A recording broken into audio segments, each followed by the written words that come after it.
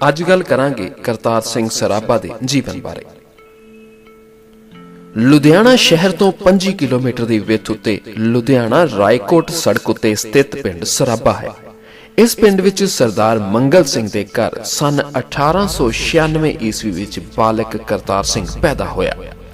ਛੋਟੀ ਉਮਰ ਵਿੱਚ ਹੀ ਇਸ ਦੇ ਪਿਤਾ ਦਾ ਦੇਹਾਂਤ ਹੋ ਗਿਆ ਤੇ ਕਰਤਾਰ ਸਿੰਘ ਦਾ ਪਾਲਣ ਪੋਸ਼ਣ ਇਸ ਦੇ ਦਾਦੇ ਸਰਦਾਰ ਬਦਨ ਸਿੰਘ ਦੇ ਜ਼ਿੰਮੇ ਪੈ ਗਿਆ। ਮੁੱਢਲੀ ਵਿਦਿਆ ਕਰਤਾਰ ਸਿੰਘ ਨੇ ਸਰਾਭਾ ਪਿੰਡ ਵਿੱਚ ਹੀ ਪ੍ਰਾਪਤ ਕੀਤੀ।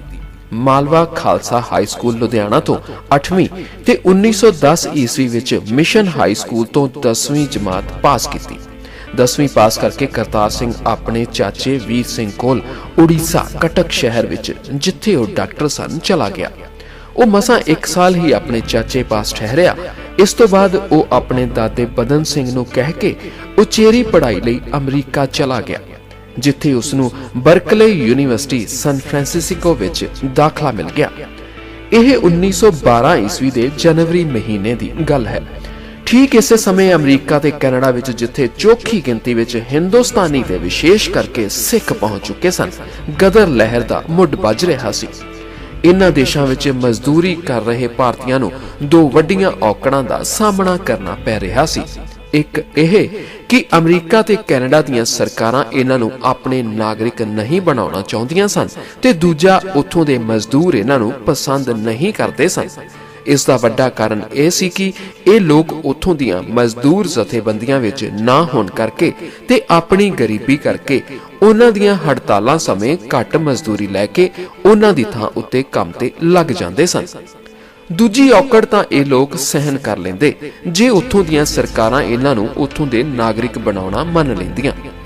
ਇਸ ਲਈ ਉੱਥੇ ਵਸਦੇ ਹਿੰਦੁਸਤਾਨੀਆਂ ਨੇ ਗਦਰ ਨਾਂ ਦੀ ਇੱਕ ਪਾਰਟੀ ਬਣਾਈ, ਜਿਸ ਦੇ ਪਹਿਲੇ ਪ੍ਰਧਾਨ ਪ੍ਰਸਿੱਧ ਦੇਸ਼ ਭਗਤ ਸੋਹਣ ਸਿੰਘ ਪਕਣਾ ਤੇ ਸਕੱਤਰ ਲਾਲਾ ਹਰਦਿਆਲ ਸਨ। ਕਰਤਾਰ ਸਿੰਘ 18 ਕੁ ਸਾਲਾਂ ਦੀ ਛੋਟੀ ਉਮਰ ਦਾ ਹੋਣ ਕਰਕੇ ਇਸ ਦੀ ਕਾਰਜਕਾਰਨੀ ਦਾ ਇੱਕ ਮੈਂਬਰ ਹੀ ਸੀ। ਇਸ ਸਭਾ ਦਾ ਕੇਂਦਰ ਸਨ ਫ੍ਰਾਂਸਿਸਕੋ ਬਣਿਆ ਤੇ ਇਸ ਨੇ ਆਪਣੇ ਆਸ਼ੇ ਦਾ ਪ੍ਰਚਾਰ ਕਰਨ ਲਈ ਉਰਦੂ ਤੇ ਪੰਜਾਬੀ ਵਿੱਚ ਗਦਰ ਨਾਂ ਹੇਠ ਹਫ਼ਤਾਵਾਰੀ ਅਖਬਾਰ ਕੱਢਿਆ।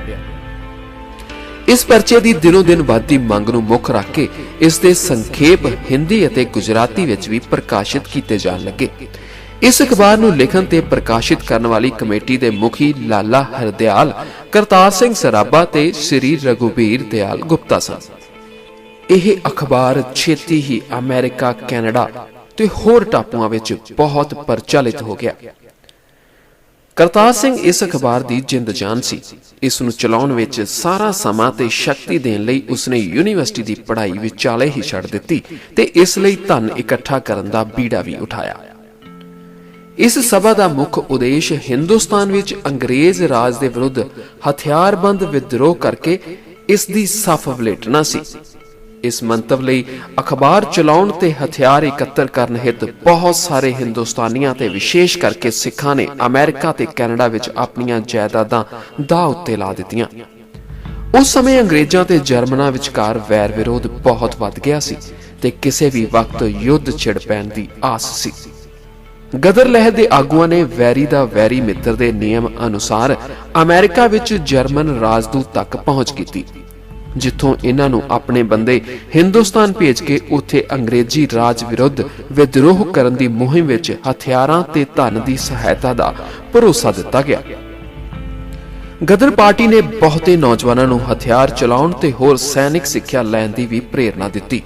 ਕਰਤਾਰ ਸਿੰਘ ਸਰਾਭਾ ਨੇ ਇਸ ਪ੍ਰੇਰਨਾ ਨਾਲ ਨਿਊਯਾਰਕ ਦੀ ਇੱਕ ਹਵਾਈ ਜਹਾਜ਼ਾਂ ਦੀ ਕੰਪਨੀ ਵਿੱਚ ਦਾਖਲਾ ਲੈ ਕੇ ਜਹਾਜ਼ ਉਡਾਉਣ ਤੇ ਮੁਰੰਮਤ ਕਰਨ ਦਾ ਵੀ ਕੰਮ ਸਿੱਖ ਲਿਆ ਸੀ।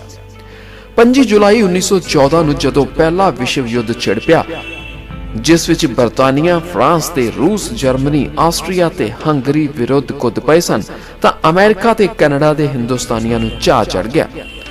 ਭਾਵੇਂ ਇਹ ਯੁੱਧ ਉਹਨਾਂ ਦੇ ਅਨੁਮਾਨਿਤ ਸਮੇਂ ਤੋਂ ਪਹਿਲਾਂ ਹੀ ਛਿੜ ਗਿਆ ਸੀ, ਪਰ 26 ਜੁਲਾਈ 1914 ਨੂੰ ਅਮਰੀਕਾ ਦੇ ਆਕਸਫੋਰਡ ਨਗਰ ਵਿੱਚ ਗਦਰ ਪਾਰਟੀ ਦੇ ਪ੍ਰਚਾਰਕਾਂ ਨੇ ਆਮ ਐਲਾਨ ਕਰ ਦਿੱਤਾ ਕਿ ਯੂਰਪ ਵਿੱਚ ਜੰਗ ਛਿੜ ਗਈ ਹੈ।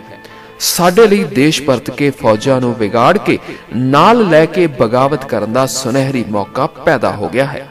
ਸੋ 5 ਅਗਸਤ 1914 ਨੂੰ ਗਦਰ ਅਖਬਾਰ ਵਿੱਚ ਹਿੰਦੁਸਤਾਨੀਆਂ ਵੱਲੋਂ ਅੰਗਰੇਜ਼ੀ ਰਾਜ ਵਿਰੁੱਧ ਜੰਗ ਦਾ ਐਲਾਨ ਕਰ ਦਿੱਤਾ ਗਿਆ। ਕਰਤਾਰ ਸਿੰਘ ਹਿੰਦੁਸਤਾਨ ਪਰਤ ਕੇ ਇੱਥੇ ਗਦਰ ਕਰਵਾ ਦੇਣ ਲਈ ਇੰਨਾ ਉਤਾਵਲਾ ਸੀ ਕਿ ਐਲਾਨ ਹੁੰਦਿਆਂ ਹੀ ਹੋਰ ਇਕੱਤਰਤਾਵਾਂ ਤੇ ਫੈਸਲਿਆਂ ਦੀ ਉਡੀਕ ਕੀਤੇ ਬਿਨਾਂ ਹੀ ਉਹ ਰਘੁਬੀਰ ਦਿਆਲ ਗੁਪਤਾ ਨੂੰ ਨਾਲ ਲੈ ਕੇ ਜਾਪਾਨ ਦੇ ਇੱਕ ਜਹਾਜ਼ ਨਿਪਨ ਮਾਰੂ ਵਿੱਚ ਚੜ੍ਹ ਕੇ ਹਿੰਦੁਸਤਾਨ ਨੂੰ ਚੱਲ ਪਿਆ। ਇਹ ਸਮੁੰਦਰੀ ਜਹਾਜ਼ 15 ਸਤੰਬਰ 1914 ਨੂੰ ਕੋਲਕਾਤਾ ਦੀ ਬੰਦਰਗਾਹ ਤੇ ਆਣ ਲੱਗਾ। ਉਨੀ ਦਿਨੀ ਅੰਗਰੇਜ਼ੀ ਸਰਕਾਰ ਦੀ ਪੁਲਿਸ ਅਮਰੀਕਾ ਤੋਂ ਆਏ ਹਿੰਦੁਸਤਾਨੀਆਂ ਨੂੰ ਡਿਫੈਂਸ ਆਫ ਇੰਡੀਆ ਐਕਟ ਦੇ ਅਧੀਨ ਫੜ ਲੈਂਦੀ ਸੀ, ਪਰ ਕਰਤਾਰ ਸਿੰਘ ਕਿਸੇ ਤਰ੍ਹਾਂ ਪੁਲਿਸ ਤੋਂ ਬਚ ਕੇ ਪੰਜਾਬ ਆ ਪਹੁੰਚਿਆ। ਇਸ ਜਹਾਜ਼ ਵਿੱਚ ਆਉਣ ਵਾਲੇ ਬਹੁਤੇ ਭਾਰਤੀ ਪੰਜਾਬ ਆ ਕੇ ਗਦਰ ਲਹਿਰ ਨਾਲ ਜੁੜ ਗਏ, ਜਿਸ ਦੀ ਅਗਵਾਈ ਕਰਤਾਰ ਸਿੰਘ ਸਰਾਭਾ, ਭਾਈ ਰਣਧੀਰ ਸਿੰਘ ਨਾਰੰਗਵਾਲ, ਭਾਈ ਹਰਨਾਮ ਸਿੰਘ ਟੁੰਡੀਲਾਟ, ਬੀਬੀ ਗੁਲਾਬ ਕੌਰ, ਭਾਈ ਪਿਆਰਾ ਸਿੰਘ ਲੰਗੇਰੀ ਤੇ ਨਿਦਾਨ ਸਿੰਘ ਚੁੱਗਾ ਨੇ ਕੀਤੀ। ਪੰਜਾਬ ਵਿੱਚ ਗਦਰ ਪਾਰਟੀ ਪ੍ਰੋਗਰਾਮ ਦਾ ਮੁੱਖ ਭਾਗ ਪੰਜਾਬ ਦੇ ਨੇੜੇ ਦੇ ਸੂਬਿਆਂ ਦੀਆਂ ਛਾਉਣੀਆਂ ਵਿੱਚ ਫੌਜੀਆਂ ਨਾਲ ਸੰਪਰਕ ਕਰਕੇ ਇਹਨਾਂ ਨੂੰ ਵਿਦਰੋਹ ਵਿੱਚ ਸ਼ਾਮਿਲ ਕਰਨਾ ਸੀ। ਕਾਰਕੁਨਾਂ ਨੂੰ ਹਦਾਇਤਾਂ ਦਿੱਤੀਆਂ ਗਈਆਂ ਕਿ ਉਹ ਛਾਉਣੀਆਂ ਵਿੱਚ ਜਾ ਕੇ ਆਪਣੀ ਜਾਣ ਪਛਾਣ ਦੇ ਸਿਪਾਹੀਆਂ ਨੂੰ ਮਿਲਣ ਤੇ ਸਿਪਾਹੀ ਅੱਗੋਂ ਆਪਣੀ ਪਲਟਣਾ ਨੂੰ ਗਦਰ ਕਰਨ ਲਈ ਤਿਆਰ ਕਰਨ। ਕੁਝ ਕਾਰਕੁਨ ਤਾਂ ਆਪ ਜਾ ਕੇ ਫੌਜ ਵਿੱਚ ਭਰਤੀ ਵੀ ਹੋ ਗਏ। ਲਾਹੌਰ ਅਤੇ ਫਿਰੋਜ਼ਪੁਰ ਦੀਆਂ ਛਾਉਣੀਆਂ ਵਿੱਚ ਕੁਝ ਪਲਟਣਾ ਗਦਰ ਕਰਨ ਲਈ ਤਿਆਰ ਵੀ ਹੋ ਗਈਆਂ। ਕਰਤਾਰ ਸਿੰਘ ਦੇ ਉਦਮ ਨਾਲ ਗਦਰ ਪਾਰਟੀ ਦਾ ਸਬੰਧ ਬੰਗਾਲ ਦੇ ਇਨਕਲਾਬੀਆਂ ਨਾਲ ਜੋੜਿਆ ਗਿਆ ਤੇ ਪ੍ਰਸਿੱਧ ਇਨਕਲਾਬੀ ਰਾਸ ਬਿਹਾਰੀ ਬੋਸ, ਜਿਸ ਨੇ 1911 ਵਿੱਚ ਵਿਵਸਰਾਏ ਲਾਰਡ ਹਾਰਡਿੰਗ ਉੱਤੇ ਬੰਬ ਸੁੱਟਿਆ ਸੀ, ਲਾਹੌਰ ਪਾਰਟੀ ਦੇ ਕੇਂਦਰ ਵਿੱਚ ਵੀ ਆ ਗਿਆ।